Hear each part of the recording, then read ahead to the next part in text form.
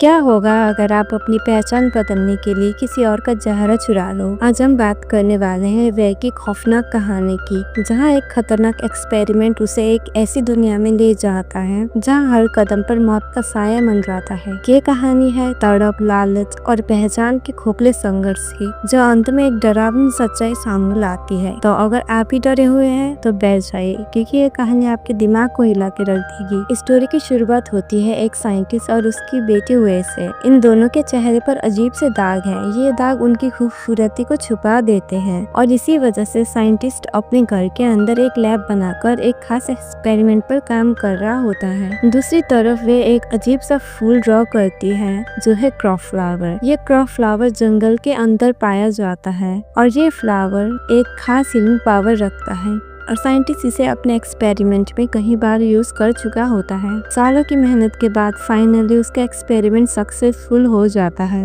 वो एक ऐसा सीरम बनाता है जो किसी भी त्वचा की कमी को छुपा सकता है। ये सीरम टिश्यूज को जोड़ सकता है, नए सेल्स बना सकता है। टेस्ट करने के लिए साइंटिस्ट अपनी स्किन का एक टुकड़ा काटकर सीरम लगाता है और जैसे ही नए टिश्यूज ग्रो होने लगी है, वो खुशी से झूम उड़ा है। लेकिन अगले ही पल सब कुछ आउट ऑफ कंट्रोल हो जाता है। उसकी स्किन बिना रुके बढ़ने लगती है। पहले उसके मुंह को कवर करती है, फिर आंखों को, फिर पूरे चेहरे को। वो चीखता है, काटने की कोशिश करता है, मगर जितना काटता है स्किन उतनी ही तेजी से ग्रो होने लगती है। कुछ ही सेकंड में वो एक इंसान से एक अजीब सा चीज बन जाता है। ये सब देखकर वे का दिमाग घूम जाता है। अपने पिता को ऐसे तड़पता देखकर वो घुटन सा महसूस करती है और बिना सोचे समझे छुरी उठाकर उन पर वार कर देती है और एक ही पल में उसका सब कुछ चला जाता है।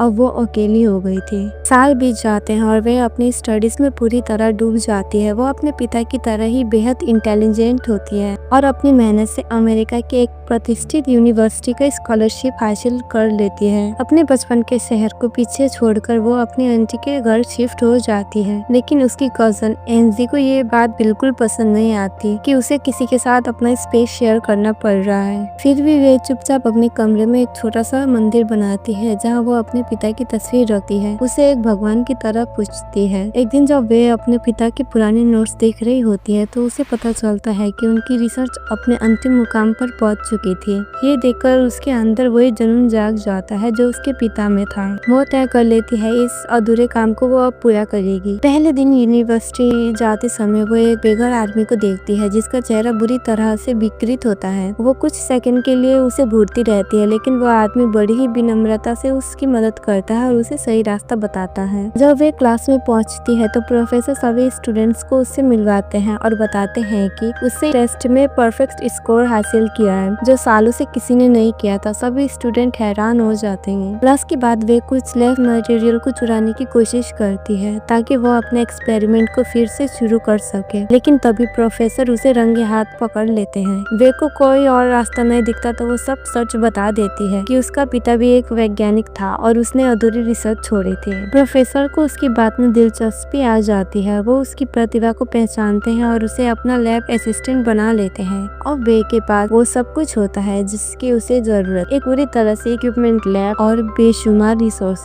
इधर प्रोफेसर वे के पिता के बारे में रिसर्च करते हैं और ये जानकर वो चौंक जाते हैं कि ये एक जीनियस साइंटिस्ट थे, लेकिन उन्हें अपनी रिसर्च पूरी करने के लिए कभी फंडिंग नहीं मिली थी। दूसरी तरफ घर में एंजी और उसके दोस्तों को वे की हरकतें हमेशा अजीब लगती थी। एक दिन वो सब वे के कमरे में चुपके से घुस जाते हैं और वहाँ का नजारा देखकर उनकी रूह कांप जाती है। उन्हें वहाँ कई अजीब टूल्स, खून से सने सामान और डरावने एक्सपेरिमेंट नोट्स मिलते हैं। अगले दिन वे देखते हैं कि एंजी और उसके दोस्त कॉलेज में हैंग आउट कर रहे होते हैं। इतने सालों तक अकेला रहने के बाद वो भी चाहती थी कि उसका कोई दोस्त हो। वो हिम्मत जुटाकर उनके पास जाती है और उन्हें लंच ट्रीट देने का ऑफर देती है, लेकिन जैसे ही वे उनके पास जाती है, वो उसकी तरफ अजीब नजरों से देखने लगते हैं। उसके चेहरे के निशान उन्हें असहज कर देते हैं। फिर भी वो अनमने मन से उसका ऑफर मान लेते हैं और रेस्टोरेंट जाने के लिए तैयार हो जाते हैं। रेस्टोरेंट में जब वे खाना खाने लगती है तो उसके अजीब खाने का तरीका को देखकर सभी सहम जाते हैं। वो आपस में धीरे धीरे बात करते हैं और कुछ देर बाद वहाँ से बहाना बनाकर चुपचाप निकल जाते हैं, वे को अकेला छोड़कर। वे की आंखों में आंसू आ जाते हैं, लेकिन वो खुद को संभालती है। वो अपने लिए ऑर्डर किया हुआ खाना पैक कराती है और उसे उस बेघर आदमी आदमी को दे देती है जिससे वो पहले मिली थी। उन दोनों की थोड़ी बातचीत होती है और वो आदमी वे से कहता है, तुम्हारे चेहरे पर ये निशान भले ही दूसरों को अजीब लगे, लेकिन तुम अंदर से बहुत खूबसूरत हो। ये सुनकर पहली बार वे के चेहरे पर हल्की मुस्कान आ जाती है, लेकिन ये शांति ज्यादा देर तक टिकने वाली नहीं थी। शाम को वे का प्रोफेसर उसे घर छोड़ने के लिए अपनी कार में बैठने का इशारा करता है। रास्ते में वो वे से कहता है, मैंने तुम्हारे पिता की रिसर्च पर गहराई से काम किया है। मैंने एक रिसर्च प्रपोजल तैयार किया है, लेकिन मुझे तुम्हारी इजाजत चाहिए इसे पूरा करने के लिए। वे की आंखें खुशी से चमक उठती है। ये पहली बार था जब किसी ने उसके पिता की रिसर्च को इतनी गंभीरता से लिया था। वो बिना कोई देरी से ही हाँ कर देती है और अगले ही दिन से दोनों इस प्रोजेक्ट पर दिन रात मेहनत करने लगते हैं। लेकिन सब कुछ उतना आसान नहीं था। कई दिनों की मेहनत के बावजूद प्रयोग बार बार फेल हो जाता था। प्रोफेसर धीरे धीरे निराश होने लगता है और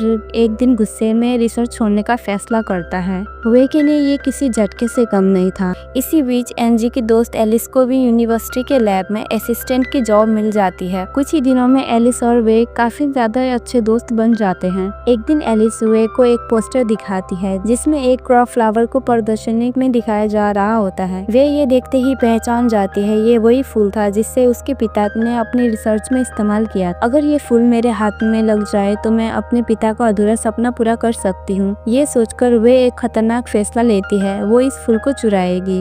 रात के अंधेरे में वे सावधानी से उस फार्म हाउस में घुस जाती है जहाँ प्रदर्शनी लगी होती है। धीरे धीरे चलते हुए वो गार्ड को चकमा देकर फूल तक पहुँच जाती है। धड़कनें तेज, हाथ कांप रहे थे, लेकिन मिशन अधूरा नहीं छोड़ सकती थी। वो जल्दी से फूल को तोड़ती है और वहाँ से भाग निकलती है। लैब में पहुँचते ही वो तुरंत फूल से एसेंस निकालती है और उसे अपने सीरम में मिला देती है। अब आखिरी टेस्ट बचा था। वे अपने पैरों की स्किन का छोटा सा टुकड़ा काटती है और उस पर सीरम लगाती है और फिर चमत्कार हो जाता है। गाँव पूरी तरह से भर जाता है जैसे कभी था ही नहीं। एक्सपेरिमेंट सफल हो चुका था, लेकिन वे को ये नहीं पता था कि प्रोफेसर और एलिस चुपचाप ये सब देख रहे थे। प्रोफेसर हैरान रह जाता है। वो एलिस को वहाँ से जाने को कहता है और वे से सवाल करने लगता है। उधर एलिस चोरी छिपे हुए के एक्सपेरिमेंट की तस्वीरें खींच लेती है और उन्हें एनजी को भेज देती है। एनजी जब ये सब देखती है तो उसके होश उड़ जाते हैं। गुस्से से पागल होकर वो वे के कमरे में घुस जाती है और उसकी सारी चीजें तोड़ देती है। जब वे वापस आती है और ये सब देखती है तो वो पूरी तरह से टूट जाती है। लेकिन इससे पहले कि वो कुछ समझ पाए, एनजी अचानक से उस पर हमला कर देती है। डर और घबराहट में वे पास पड़ा पेन उठा लेती है और खुद को बचाने के लिए एनजी की गर्दन में घोंप देती है।